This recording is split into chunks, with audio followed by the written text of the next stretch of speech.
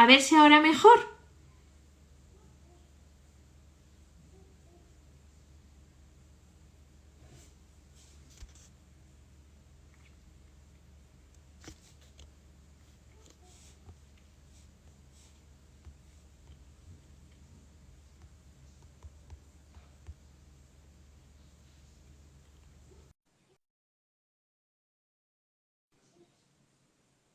A ver ahora. Anaís, ¿estás? Te he vuelto a mandar la invitación.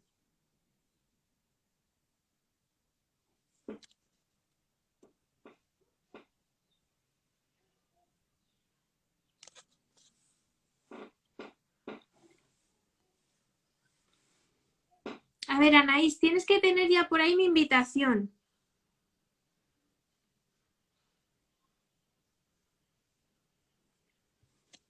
Si no,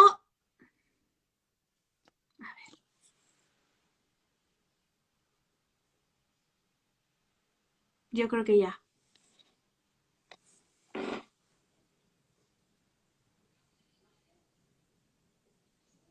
Anaís, ¿estás? Ya te he aceptado.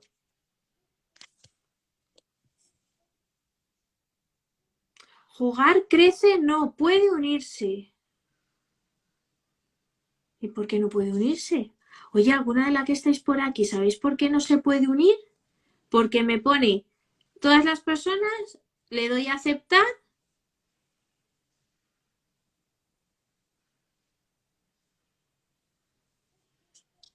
Hola. Cosa más rara. ¡Ay, ya! Sí. ¡Fin!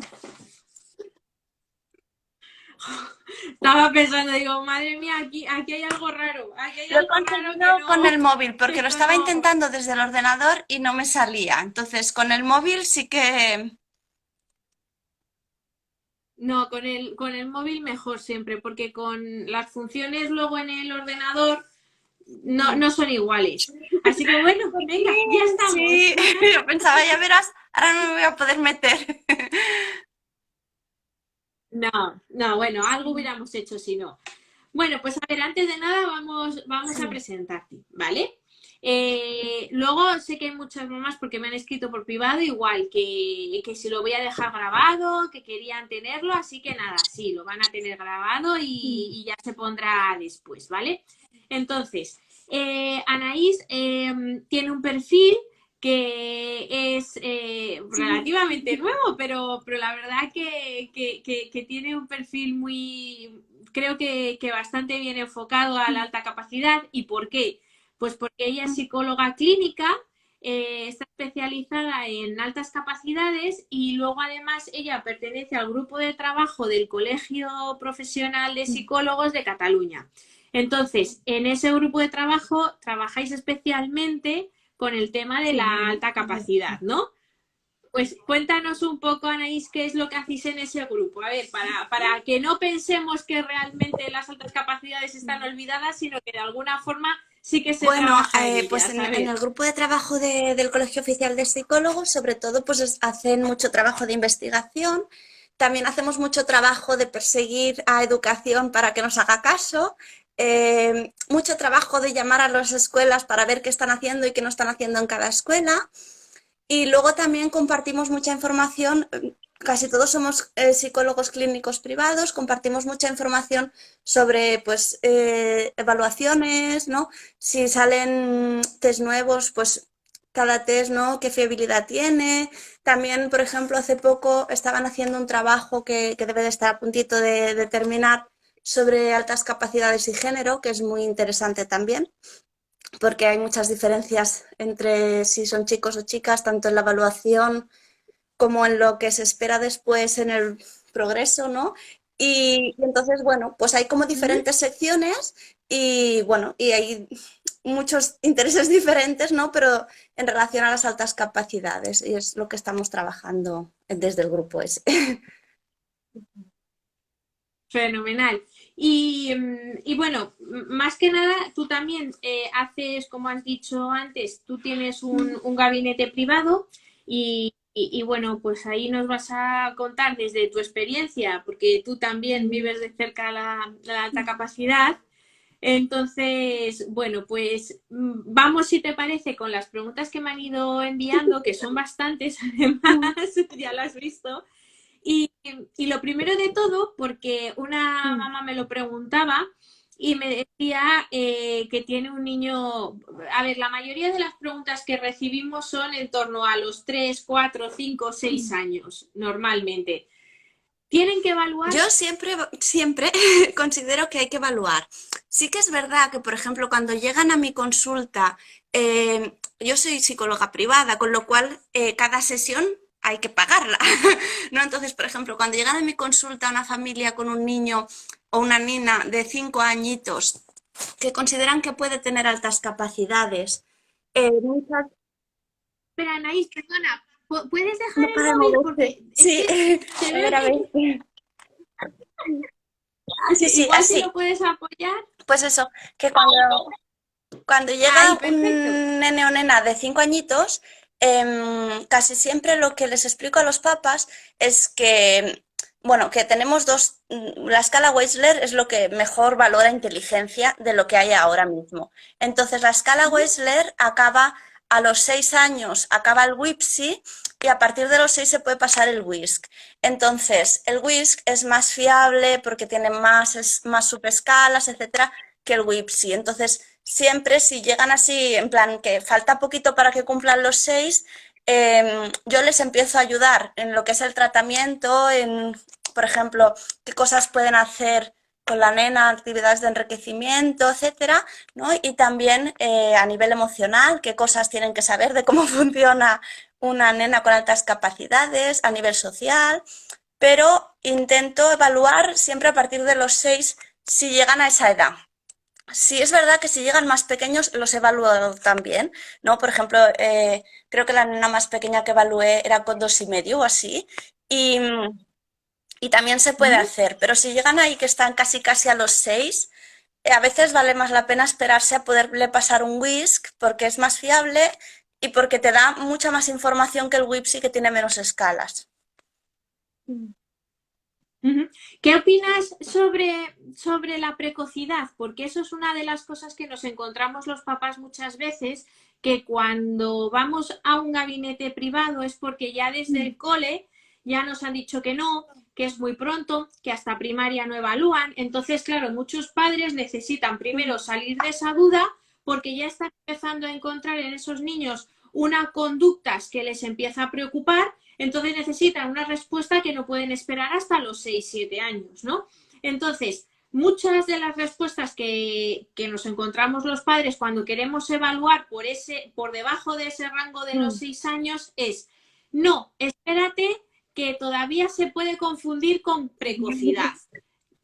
Explícanos un poco más, porque no sé, intuyo que la inteligencia es algo evolutivo. La inteligencia es verdad que a medida que va el niño creciendo va madurando y por tanto la inteligencia también se va desarrollando, pero supongo que un niño que con 2 años y medio, como tú decías, ya te da unos resultados bastante aproximados, ¿ahí cómo lo consideras? ¿Precocidad?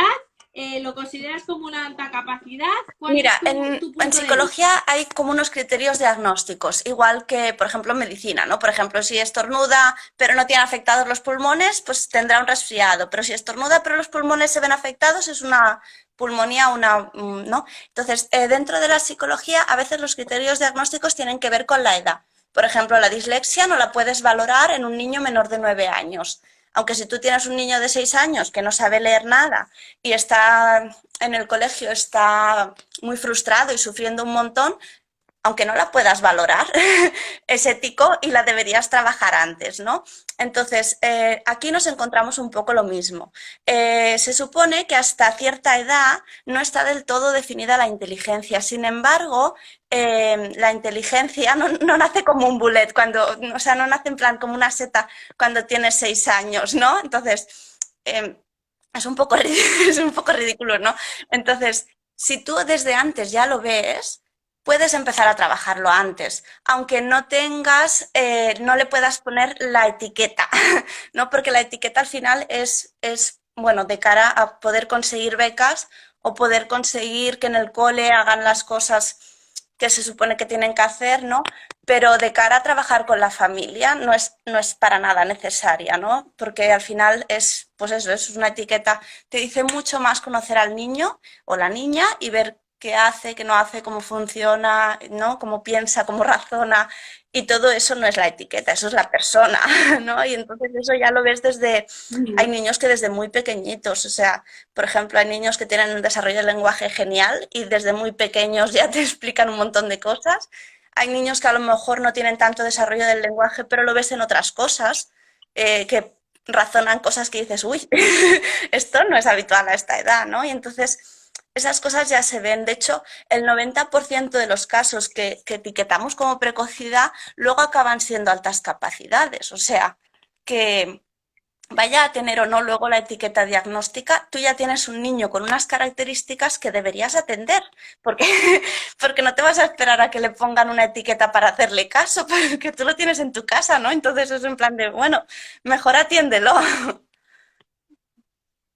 Claro, es que ese es el problema que encontramos muchas familias, que hay unos, además luego aquí viene la parte, conjugar la parte de la etiqueta, la parte emocional, pero también hay una parte pedagógica, es decir, hay muchos niños que tienen un desarrollo muy rápido y que sí que es verdad que en el colegio ya empiezan a adquirir unos hábitos que vienen determinados por ese aburrimiento crónico, habilidades sociales. Entonces, desde el punto de vista emocional, obviamente se puede empezar a trabajar, pero si tú no tienes ese respaldo en el que te diga o bien precocidad o bien una alta capacidad, aunque sea por debajo de los 6 años, el colegio te vas a encontrar que no te va a hacer caso. ¿Y qué es lo que pasa? Que hay muchos niños que lo suyo también es en aquellos casos que emocionalmente y cognitivamente esté muy adaptado, yo creo que un buen paso es ya empezar la primaria en el curso en el que le corresponda, porque así ya, cuanto los procesos de aceleración, cuanto antes se hagan, por una parte, más naturales son la adaptación. O sea, un proceso de aceleración de un niño a lo mejor con 13 años es muchísimo más complejo a nivel aula que llevarlo a un niño a lo mejor de 6. Pero claro, nos encontramos con que tenemos ese vacío que por debajo de primaria parece que las altas capacidades no existen y como no existen no se trabajan. Y entonces nos dejan un poco ahí a los padres pues abocados a acudir a vosotros como gabinetes privados pues para que por lo menos nos ayudéis a ponerle nombre y a decirle, bueno, aunque luego en el colegio me toque hacer mi guerra, por lo menos ya tengo claro que por lo menos esta es la situación y con esta situación ya Sí, sé cómo es un poco. abordarlo, ¿no? Es un poco eso y también pues que desde el colegio, por ejemplo, una cosa que se tendría que hacer es que hubiera programas de enriquecimiento curricular, no solo para, o sea, para todos los niños que se detecten con altas capacidades, ¿no? Y también para los niños que a lo mejor tengan capacidades normales, pero en algún momento o en alguna asignatura destaquen excepcionalmente, porque no son todo altas capacidades, es que la educación debería de ser muchísimo más individualizada de lo que es. Totalmente, totalmente. Y me preguntan, hablando por ejemplo, ¿cómo abordas tú cuando te llega un niño la parte de la gestión emocional? ¿Cómo abordas, por ejemplo, qué es lo que más te suele llamar la atención? Aunque luego yo te lo pregunte, pero ¿qué es lo que más te puedes encontrar de la parte de la gestión emocional, que es donde crees tú que más falta hace Pues o donde tú más sobre todo trabajas? en chicas, tremendo la autoestima. O sea, la autoestima en chicas y con altas capacidades más aún, tremendo lo que hay que trabajar, ¿no? Porque llevan una carga encima, ¿no? Sobre el perfeccionismo, sobre que muchas veces te está mostrando problemas de autoestima grandes, en plan de es que tengo que ser perfecta porque es que si no, no me van a aceptar, no me van a querer. Y es en plan de, ostras, si es que ya eres perfecta, es que no, no hace falta hacerlo todo perfecto para ser perfecta, ¿no? Ya eres una persona, vales un montón y es una cosa que hay que trabajar muchísimo. Luego cuando con niños, esto es más, más quizá hacia la adolescencia y bueno, y es que con niñas, es que a veces niñas con altas capacidades, tienes una niña de 6 años que ya te está diciendo estas cosas y dices, bueno, a veces puede pasar, ¿no? Luego, con más pequeñitos, a veces la tolerancia a la frustración, cuando una cosa no sale exactamente como ellos querían que saliera, ¿no? Y también pues, la tolerancia a que no todo va a ser como ellos han pensado, porque generalmente sí que lo consiguen, o sea, generalmente se plantean una cosa y la consiguen, ¿no? Entonces, cuando algo no puede ser como ellos se han planteado, a veces es considerable el sufrimiento que hay detrás por parte pues de no entender qué está pasando. Luego también me he encontrado a veces con pequeñines que les costaba a nivel social encajar en el grupo, ¿no? Con pequeñines, con medianos y con, y con grandes. Esto les pasa muchas veces. Entonces también es una parte que hay que trabajar. Primero también la autoestima, decir, mira, yo te voy a ayudar a tener habilidades sociales. Eso, cuéntanos, a ver, danos Sí, algunos tips, porque aquí hay un montón de mamás que yo creo que es la lucha diaria, es la autoestima, el autoconcepto, la exacto. autoimagen. Dinos así alguna cosita que nos pueda, que Bueno, pues podamos mira, para la aplicarnos. autoestima, por ejemplo, una de las cosas que va muy, muy bien es que el niño o la niña solo consiga, consiga avanzar en cosas que se ha propuesto. ¿Qué pasa con los niños con altas capacidades? Sus propósitos son muy elevados, ¿no? Entonces, ayudarles a decir, vale, tenemos estos propósitos, pero vamos a hacer también propósitos medianos y más pequeñitos, ¿no? Para que vea que consiguen muchas cosas, porque a veces es en plan de, se centran en lo que no han conseguido y no ven todo lo que sí que han conseguido, ¿no? Entonces, es una parte que hay que trabajar, ¿no? Luego también yo trabajo mucho con lo de las estrellas, estrellitas y tal, ¿no? Que es, bueno, con muy pequeñitos hago una estrellita con 5 puntas y entonces tienen que encontrar 5 cosas, solo 5, pero les cuesta ya 5 cosas que sean maravillosas de ellos, que Sí. les hagan brillar, ¿no? Y entonces buscarlas, primero ellos mismos. Luego también, cuando ya las han encontrado, les envío estrellitas para que repartan, para mamá, para mi amigo, para no sé quién. Entonces, que les vayan buscando sus 5 cosas, ¿no? Luego les sorprende en plan de, es que han dicho cosas que yo no había pensado, ¿no? Y dices, claro, ¿no? Pero ellos sí, sí, sí, se Qué quedan muy bueno. sorprendidos, ¿no? Y cuando son más grandes, hago hasta constelaciones, en plan de, vale, todo lo que tú piensas, todo lo que, ¿no? Y encontrar cosas positivas de uno mismo, porque se centran mucho en la autocrítica y entonces, bueno, sí, vale, también nos, o sea, también cometemos errores, pero también tenemos cosas guays y buenas que son muy chulas, ¿no? Entonces, valorar también esas, porque es que al final eso también ayuda mucho a potenciar la autoestima, ¿no? Y entonces, Y Anaís, y para la validación, porque ese sentimiento de validación, no soy nada si los demás no me aceptan, yo sí, que sí. es Yo ahí, por ejemplo, durísimo. trabajo en también no solo la autoestima, sino también la autonomía, ¿no? Y decir, vale, mira, me acepten o no me acepten los demás, yo soy así, ¿no? Y los demás están ahí. Y a lo mejor en este momento no me aceptarán, pero a lo mejor más adelante sí, ¿no? Porque a veces también pasa eso. A veces estás en una época académica donde no encajas para nada con nadie y a lo mejor más adelante, al cabo de poco tiempo, estás en otra época académica donde te llevas muy bien con todo el mundo, porque también a veces es con quien te encuentres también, ¿no? Entonces, yo creo que también hay que trabajar mucho, pues, la fortaleza personal de decir, no necesariamente tengo que llevarme bien con todo el mundo, ni encajar con todo el mundo, ni lo necesito, ¿no? Y entonces también y los miedos, ¿no? ¿Qué pasaría si no cayera bien a los demás, ¿no? Y vale, que al final, cuando vas trabajando eso, al final el niño mismo te dice, pues no es tan malo, o sea, si les caigo mal tampoco pasa nada, ¿no? Y entonces dices, vale, pues bien, perfecto, porque ya puedes ser como tú eres. Y entonces ya está, todo está arreglado. Porque no...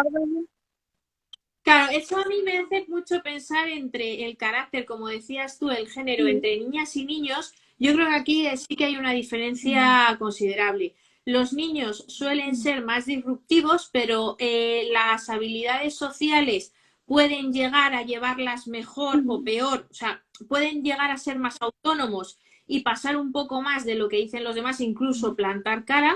Sin embargo, en el caso de las niñas, Es lo que ¿cuál tú es su dices, o sea, impresión? por ejemplo, el último trabajo que decía de género y altas capacidades, decía que la autoestima de las chicas en la adolescencia bajaba 9 veces más respecto a lo que baja la de los chicos. O sea, la de los chicos ya baja, pues la de las chicas baja eso 9 veces, que es una barbaridad, ¿no? Y entonces que muchas se invisibilizaban a sí mismas por tal de intentar entrar en el grupo de iguales, ¿no? Y entonces yo creo que ahí también es un trabajo que tenemos que hacer con las chicas, o sea, pero no solo con altas capacidades, con todas las chicas en general, ¿no? Porque cuánto se invisibiliza a la mujer por muchas cosas, o sea, por todo, ¿no? Y entonces es, bueno, es un trabajo que también hay que hacer con ellas, también para hacerlas fuertes, bueno, que ya son fuertes, ¿no? Pero que me refiero que ellas también sientan que tienen esa fortaleza, ¿no? Entonces empoderarlas para que puedan luchar por lo que ellas quieren y atreverse a no encajar a veces y a encajar otras veces, ¿no? Y que tampoco pasa nada. Con el tiempo, todo el mundo acaba encajando. O sea, con el tiempo, todo el mundo acaba encontrando gente con la que... Sí, Trabajar es sí, todo esa el mundo parte, acaba... ¿no? O sea, pensar que las altas capacidades son un 10% de la población no son tan poca gente, son mucha gente. Lo que pasa es que hay muy pocos diagnosticados. Pero, a ver, hay mucha gente con altas capacidades. Lo que pasa es que no todos bueno, casi ninguno se diagnostica. Sí, sí, pero... Y entonces yo creo que como Mm, resumen de esta frase, trabajar desde pequeñitas, ¿no? Independientemente de que tengan la evaluación, de que tengan algún tipo de problema con las habilidades mm, sociales o no, trabajarlo desde muy pequeñas para que, o sea, ser un poco más anteponerse que luego ya cuando nos llegue sí. la situación, ¿no? Que sea un trabajo primero, los padres ahí tenemos que Mm, ser muy proactivos y trabajarlo desde muy pequeñitos para que cuando llegue el momento, mm, bueno, pues el golpe sea exacto. menos intenso. Pues a ver, te cuento. Eh, a nivel luego de fuera de casa, o sea, fuera de lo que es el cole en casa, eh,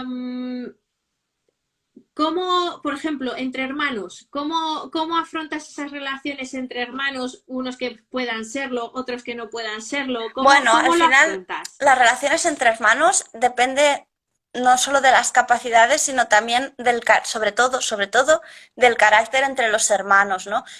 Hay familias que me decían, bueno, si se llevan un poco mejor o si se llevan mucho mejor o cuánto, en plan, ¿cuánto tiempo dejo entre el primer hijo y segundo hijo? Y es en plan es que depende del carácter del primer hijo y del carácter del segundo hijo, ¿no? Y esto influye, yo creo que Sí. mucho más que las altas capacidades. Igualmente, casi todos o sea, hay una correlación muy, muy, muy alta entre hermanos que tienen, o sea, si tienes un niño y lo han diagnosticado, evalúa al otro niño. Porque sí, Eso es lo sí, que estuvimos hablando, ¿te acuerdas, Anaís? ¿Cuánto era 80, el porcentaje que me 80%. comentaste? Sí, ¿Al sí, sí. O 80? sea, es una correlación altísima. Y entonces, sobre todo, además, claro, es diferente que te lo hayan diagnosticado y que de justicia. Entonces, bueno, sabes que tienes el 80% de probabilidad de que el segundo también, pero si te lo han diagnosticado y está muy por encima de los límites, ¿no? Tienes un porcentaje aún más alto de que el segundo o tercero o el hijo que sea, que también tenga altas capacidades, ¿no?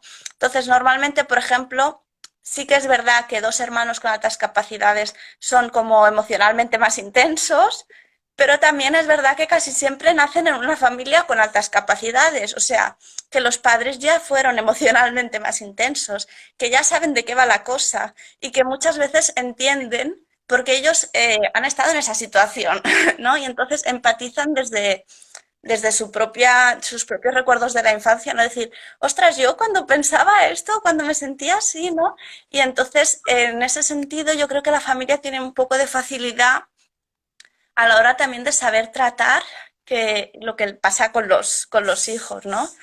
Entonces, por una parte sí que es Ujú. verdad que son más intensos, pero por otra parte a veces también son muy empáticos y ayudan mucho en el sentido de que, pues, como que los hermanos se llevan súper bien y los padres estamos ahí en plan de, bueno, si necesitáis algo, aquí estoy, ¿no? Pero entonces depende mucho también del carácter de cada niño. Es que no hay normas, en esto no hay normas generales, que digas, pues genial, te va a ir súper fácil o no, depende del carácter.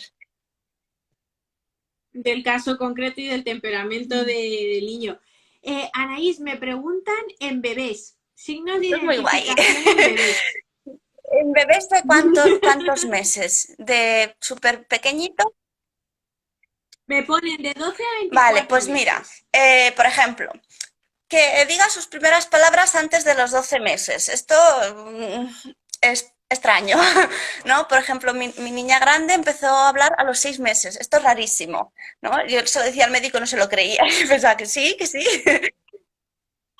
Claro, pero es que eso ahí, fíjate, ahora que lo dices, mi hija también empezó a hablar súper pequeña, pero ahí es muy importante los Sí, padres primerizos, porque pensamos, los padres primerizos y además de primos que sean los mayores, eso es nos creemos normal. que eso es lo normal. No. Y ahora fíjate, me estás Es diciendo tú, no, no, rarísimo, es eso es rarísimo. De hecho, rarísimo. hay una tabla de desarrollo que se llama AIETSA, son vascos, o sea, lo mismo no digo bien los apellidos, pero es AIETSA Llevan, bueno, Llevan es catalán, ese sí que lo he dicho bien, el primero es el que no sé si he dicho bien, y es una tabla de desarrollo que dice estadísticamente qué cosa podemos esperar a qué edad. También va muy bien hay unos que se llaman ítems de riesgo, pues que te va bien para, si tu hijo presenta alguno, explicárselo pronto al doctor, ¿no? Entonces, las primeras palabras se dicen alrededor de los 12 meses, primeras palabras simples, por ejemplo, mamá, normalmente bisílabos. Entonces, por ejemplo, mi nena empezó con 6 meses con una palabra trisílaba. Esto es súper raro, entonces, claro, llama mucho la atención, ¿no? Al año ella ya hablaba y hacía frases muy largas. Esto no es normal. Las frases se suelen hacer a los 2 años. Eh, en niños, por ejemplo, el desarrollo del lenguaje no es tan característico, pero sí hay otras características que tienen que ver más con desarrollos motrices normalmente bastante avanzados o incluso que piensan, yo que sé, piensan cómo organizar, por ejemplo, mi hijo abría los cajones de la cocina y se hacía una escalera para subir al mármol y no sabía andar, ¿no? Y entonces ese tipo de pensamientos que dices, sí, De sí, construcción y estás de construyendo relación, una ¿no? escalera con los cajones, ¿no? Y no sabía ni andar, no tenía 1 año. Eso también es una cosa muy rara, ¿no? Entonces, cuando ves ese tipo de cosas así muy raras, es cuando te tienes que plantear que hay algo que tienes que evaluar. Sí, sí. Ujú. Claro. ¿Y cómo evaluamos? Porque una de las cosas que me preguntaban las familias, porque aquí hay un debate, también supongo que habrá venido derivado de la pandemia y que ciertos procedimientos a lo mejor en algún caso se han podido flexibilizar, pero ¿se puede hacer una valoración online? Yo haría como mínimo una parte presencial, porque, por ejemplo, sí que es verdad que hay test que se pueden hacer directamente online. Pero por ejemplo, el de inteligencia, la escala Wechsler es la que es más fiable y hay una parte que tienes que hacer Ujú. presencial, porque tienes que tener unos cubos que tiene que manipular, tiene que estar tachando en un cuadernito que lo tienes que tener tú para poder cronometrar. Entonces hay una parte que tiene que ser, yo creo, Ujú. presencial, como mínimo una parte. A lo mejor puedes hacer otra parte online, por ejemplo, pues la anamnesis, que es cuando recoges toda la información del principio, eso lo puedes hacer online. O los... O los cuestionarios previos Exacto, a las familias, que además suele ser exacto. bastante extenso, pues donde eso, por ejemplo, el cuestionario de Rogers también se puede hacer Claro, con carácter previo, pero yo estoy contigo que hay cierto, además es que creo que de la alta capacidad no es solo lo que ves, sino lo que lees exacto. entre líneas. o corrígeme, porque hay muchas veces que las pruebas las estás viendo, pero muchas veces te está delatando más la mirada, cómo manipula, cómo se aproxima a lo que le estás diciendo, mucho más que luego Sí, el de hecho, resultado en sí. los psicólogos tenemos un apartado al final que es para apuntar esas cosas, ¿no? Hay que se llama observaciones clínicas. O sea, tú ves, a veces, por ejemplo, ves que el niño no te está queriendo demostrar todo lo que sabe, o ves que entonces todas esas cosas son importantes y eso presencialmente tienes mucho mejor dominio de esa información. Sí que, por ejemplo, a lo mejor sí que me atrevería a pasar online alguna prueba de vocabulario, porque sí que sí, siempre que más o menos le veas la cara y tal, ¿no? Sí que, bueno, es definir una palabra o cosas así, pues sí, pero cosas que sean más manipulativas y yo preferiría pasarlo presencial. Sí, yo también. Vamos, yo creo que muchas veces ese es el problema que nos encontramos muchas familias, porque claro, normalmente los gabinetes privados suelen tener, entiéndeme, pero suelen tener, dedicarle más tiempo, suelen tener una mayor disposición. ¿Cuál es el problema y por qué te lo pregunto? Muchas familias me comentan que cuando va el equipo de orientación al colegio y le intenta hacer la evaluación al niño, se lo hace en un recreo media hora, o se lo hace, pues eso, para que no incordie o para que no le hagan saltarse las clases, le cogen un ratito antes de empezar las clases o después de las clases o durante el recreo de al mediodía, media hora. Entonces, yo mi percepción como madre y como persona que ha vivido la evaluación, entiendo que a mí se me quedaría muy escaso poder evaluar a un niño en media hora, dejar pasar a lo mejor 3 semanas o ni siquiera ya volver a hacérselo. Incluso es más, aunque veas que es un niño que en una primera aproximación, porque el ojo ya lo tenemos bastante desarrollado, entonces cuando ya el niño se aproxima a la tarea, ya le estás viendo, dices, este niño va a dar un resultado muy potente, pero sí que es verdad que necesitas, y las pruebas necesitan un tiempo, o sea, el WIS, si no me equivoco, mínimo es 1 hora y 75 Sí, sí, minutos. Entonces, sí, sí. cuando te llega una familia y te dice, no, es que en el colegio le han hecho una evaluación de 30 minutos un día, ¿a ti Bueno, qué opinión te primero, supone bien que eso? le hayan evaluado algo en el colegio, o sea, sí, Bueno, donde yo también, vivo, sí, es sí, verdad que es son en plan de, otras, donde ¿no? yo vivo es Pero muy difícil que en el colegio evalúen algo. Entonces, mi experiencia, lo que yo me he encontrado es que con niños con altas capacidades, para que te puedan hacer diagnóstico tienes que ir por la privada. Y en el cole, por ejemplo, donde yo trabajo, LEAP, ya sí que nos conocemos y entonces lo que sí que hace es, si se mira mi informe y lo da por bueno, pero a veces sé que hace alguna prueba y si le da el mismo resultado, pues ya está, ¿no? Entonces, algún subtest no hace la prueba entera. Yo el WISC normalmente tardo entre 2 y 3 horas a pasarlo con niños con altas capacidades, porque si el niño es pequeñito, empiezas la prueba muy al principio y si tiene altas capacidades, llegas al final de la prueba que el niño sigue ahí dándole, ¿no? Y entonces, claro, haces la prueba entera. Y entonces eso normalmente es bastante rato, ¿no?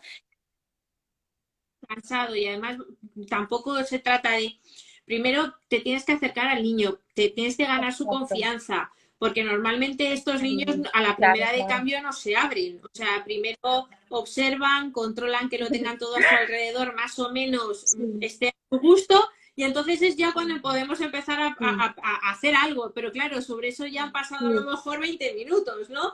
Y una cosa, tengo un caso que además se me está viniendo a la cabeza, una mamá que está convencida que su hijo es alta capacidad, pero no se atreve a hacer la evaluación porque cree que ya solo el hecho de valorarlo, o sea, de ir allí y hacer la evaluación, no lo va a poder hacer, se va a bloquear. En esos Yo casos, ¿qué mira, por opinas? ejemplo, tuve un nene que le pasaba esto, ¿no?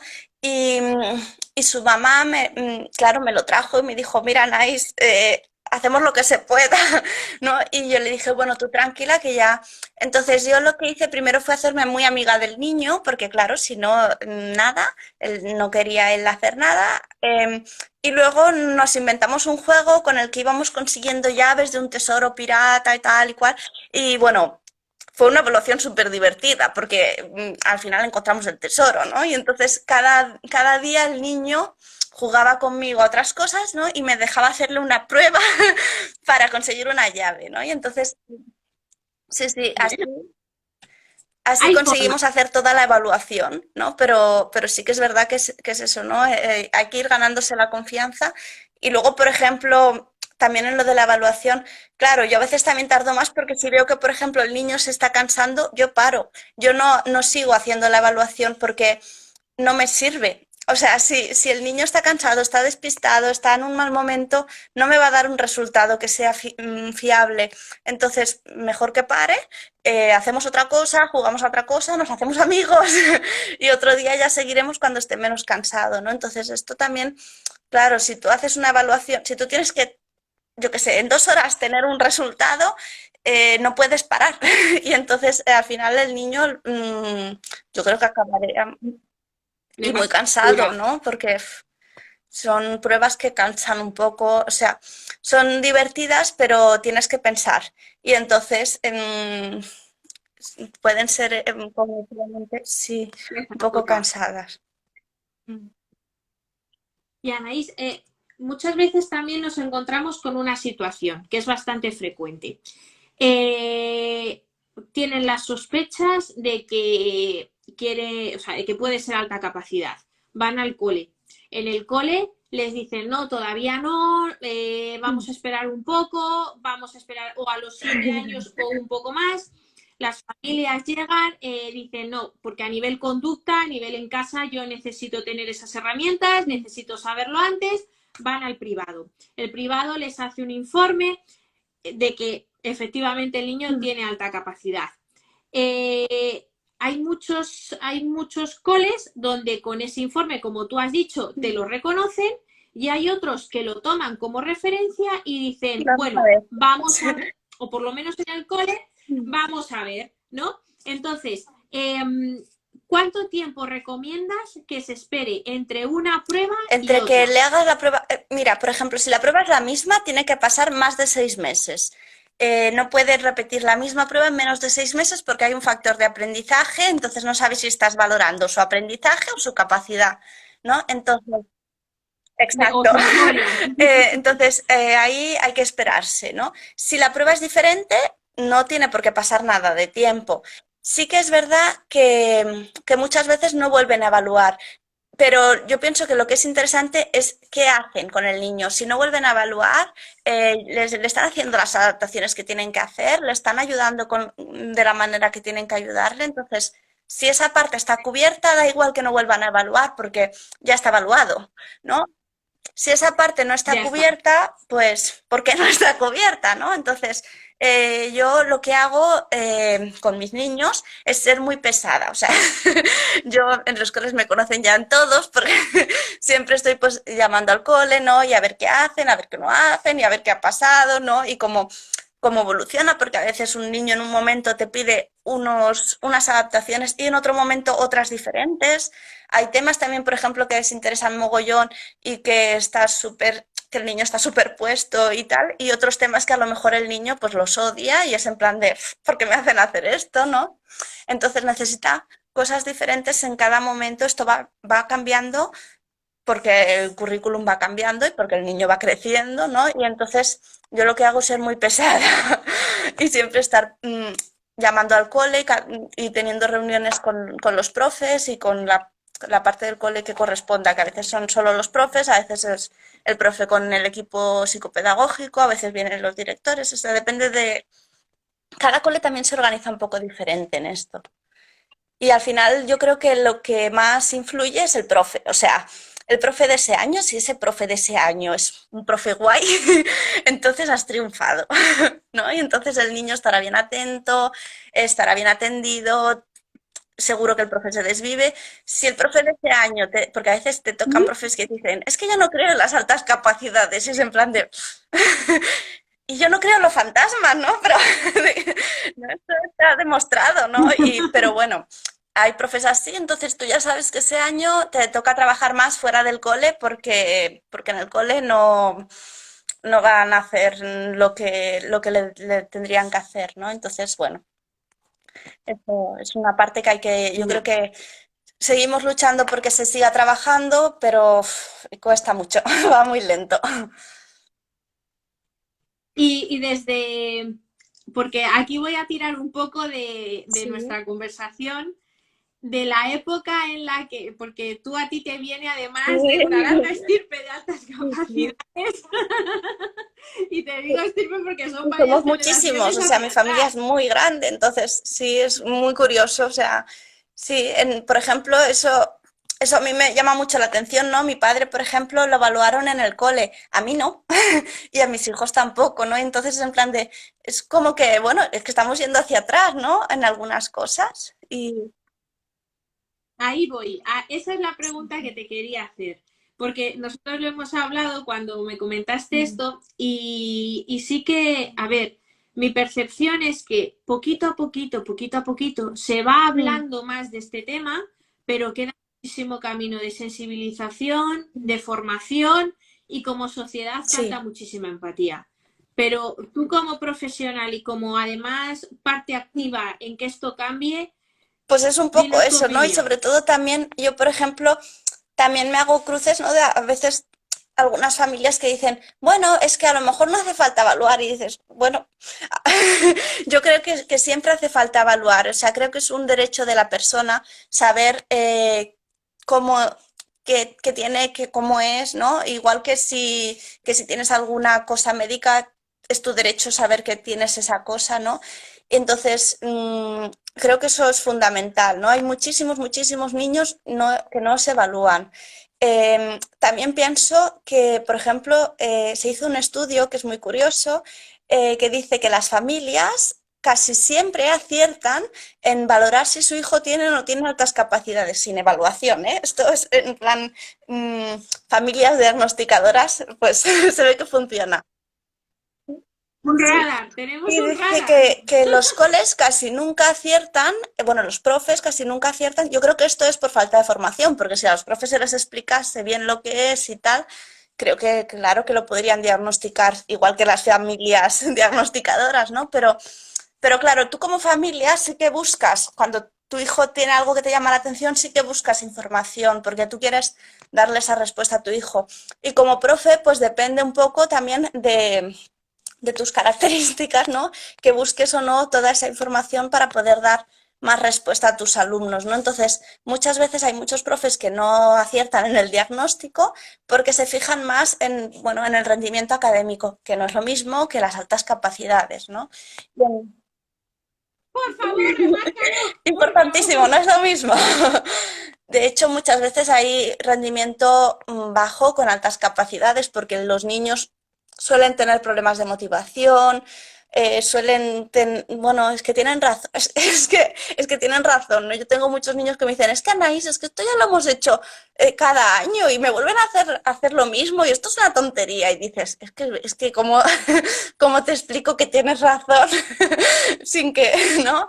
Y es que es verdad, ¿no? Entonces, claro, hay muchos problemas de este estilo. Luego también hay muchos problemas de estudios, ¿no? Porque normalmente no necesitan estudiar y entonces cuando realmente sí que necesitan estudiar, no han estudiado y no han entrenado esas habilidades, ¿no? Entonces, bueno, eso es otra cosa también que hay que ir trabajando. Entonces, muchas veces los profes no ven altas capacidades cuando sí que las hay porque están fijándose en otras cosas o, por ejemplo, también pasa mucho con niños que tienen altas capacidades y algún problema asociado. Por ejemplo, La doble exacto, por ejemplo, trastorno funcionalidad. del espectro autista en mayor o menor grado o trastorno de conducta del que sea o de atención. También, bueno, tenía también una nena pequeña que tenía un trastorno de control de impulsos, mordía un montón a otros niños. Entonces, claro, los profesores lo veían que mordía y dices, sí, sí, pero es que también es porque se aburre muchísimo, ¿no? Y entonces, bueno, pues ven la parte como, la parte negativa es como más fácil de ver, ¿no? Y la parte positiva a veces cuesta un poco más, pero si no vemos la parte positiva, tampoco entendemos la potencialidad de esa persona y no le podemos ayudar a que tire de esa parte para poder salir de la situación, ¿no? Y Anaís, ya lo último, porque sé que tienes peques Sí. que están ahí casi, casi tocándote a la puerta. Eh, ¿qué opinas sobre la mujer adulta y de alta Bueno, la mujer capacidad? adulta mola un montón. No, pero pienso, es igual que con los niños, tampoco está muy reconocido. O sea, dentro de que puede llegar a desarrollarse un montón, tiene pues todas las dificultades que tienen cualquier mujer para desarrollarse profesionalmente, ¿no? Porque, bueno, como sociedad no estamos constituidos igualitariamente, ¿no? Y entonces ahí yo creo que cuesta un poco ese tema, ¿no? También. Y luego también el tema emocional. El tema emocional es una cosa que en todos los niños y niñas con altas capacidades se repite, son emocionalmente muy sensibles y las mujeres en general somos emocionalmente muy sensibles, ¿no? Entonces, creo que hay momentos en nuestra vida en los que además esto se maximiza un montón, por ejemplo, en el embarazo, en el posparto. Entonces, en esos momentos creo que son más susceptibles de necesitar ayuda, acompañamiento, porque yo creo que en esa parte, pues al vivirlo todo mucho más emocionalmente más intenso, ¿no? A veces pues también se generan pues más problemas de que potser se sienten peor, ¿no? Luego también creo que también es como que se sienten también más culpables. En esta parte también es verdad que yo, por ejemplo, domino desde mi perspectiva, ¿no? Porque a nivel psicológico yo soy infanto-juvenil y trabajo con niños, adolescentes y los adultos ya no los veo, ¿no? Pero a nivel personal sí que pienso que lo vivimos todo de una manera muy intensa y que en ciertos momentos en los que además ya se vive todo de una manera muy intensa para todo el mundo, es como ya como el sumum, ¿no? De decir, wow, ¿a dónde vamos a llegar? ¿No? Y entonces ahí sí que creo bueno, que estaría bien también reconocer esa parte, ¿no? Y a nivel laboral, yo, por ejemplo, lo que me ha ido súper mega bien es ser autónoma, porque así puedes llegar hasta donde tú quieras, o sea, nadie te pone frenos, entonces ahí he sido como súper mega feliz, ¿no? Entonces es una cosa que creo que es muy guay. Lo que pasa que las condiciones laborales de los autónomos... Bueno, eso ya es harina Exacto. de otro costal, exactamente. Sí, sí. Pues me preguntaba Vanessa, que la he visto por aquí, que es un poco lo que hablábamos de la doble excepcionalidad. Y ya con esto te prometo, ahora es que termino, me dice Vanessa que qué opinas de que el espectro autista aparezca de una mala gestión de No, una alta capacidad. no tiene nada que ver. El espectro autista no puede aparecer por una mala gestión de la alta capacidad. El espectro autista es un trastorno aparte. Sí que es verdad que es muy comórbil, o sea, sí que es verdad que se presenta muchas veces conjuntamente, pero no, tú no puedes tener un espectro autista de... Sí que puedes tener, a lo mejor, por ejemplo, que tú tengas una alta capacidad muy mal gestionada y a raíz de eso, por ejemplo, decides aislarte socialmente porque no encuentras a nadie que encaje contigo, pero lo has decidido tú. No es que tengas una dificultad en relacionarte socialmente, es que tú has decidido aislarte porque te va mejor, porque el mundo te parece una caca, ¿no? Entonces, esa es la diferencia. En un caso es que hay una dificultad que hace que sea muy difícil relacionarte con los demás y en el otro caso es que tú has decidido que no te quieres relacionar con nadie. Bueno, mira, es lícito, ¿eh? ¿No? Pero entonces a lo mejor desde fuera se puede ver parecido, no se relaciona con nadie, ninguno de los dos, pero lo que pasa por dentro es muy diferente, ¿no? Entonces, en un caso sería pues eso, una decisión personal y en el otro caso sería una dificultad debido a un trastorno, ¿no? Entonces, sí que también dentro del espectro autista hay personas con muy alto funcionamiento que casi, en según qué puntos, casi no les ves una dificultad, ¿no? Pero sí que si vas escarbando y escarbando, ¿no? Y sí que encuentras que ha habido momentos en su vida y tal, donde sí que ha habido esa dificultad más grande y que a lo mejor, pues yo que sé, han hecho muchísima terapia y a lo mejor esto ya lo tienen bastante superado y que ahora son bastante funcionales, ¿no? Pero sí que hay otras dificultades. Mm. Pues Anaís, de verdad, me ha encantado hablar contigo. Cuando estuvimos hablando ya sabes que me encantó. Y nada, pues yo por mi parte, aquí para lo que te pueda ayudar, vamos, yo encantada porque nos has ayudado tú 10 veces más. O sea que de verdad, bienvenida a esta comunidad que seguro que, vamos, que vas a aportar muchísimo, muchísimo contenido de valor, muchísimo contenido que nos va a ayudar a muchas. Así que, de verdad, un gusto conocerte, un gusto poder hablar contigo y nada, Muchas pues seguimos en gracias. contacto. Que vaya muy bien. Lo Perfecto. dejo guardado. Hasta luego. Adiós, adiós.